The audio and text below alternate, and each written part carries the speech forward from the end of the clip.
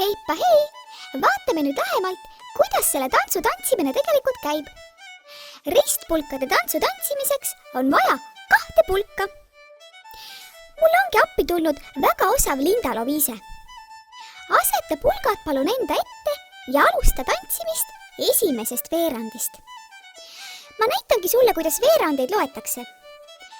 Esimene, teine, 3. ja 4. veerand.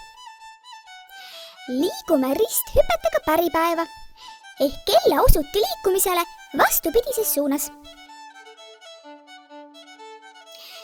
Ja hopp ja hopp ja hopp ja hopp ja hopp ja hopp ja hopp ja hopp.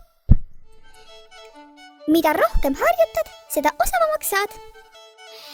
Vaatame korra jalgade tööd lähemalt.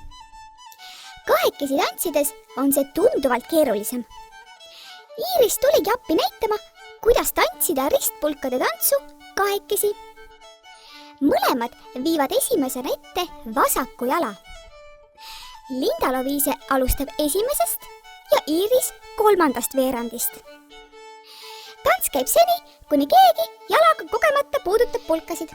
Ja hopp ja hopp ja hopp ja hopp ja hopp ja hopp ja hopp ja hopp. Ja nüüd kutsu kõik oma sõbrad ristpulkade tantsu tantsima. Võidab see paar, kes viimasena tantsuplatsile jääb. Tšauki tšau!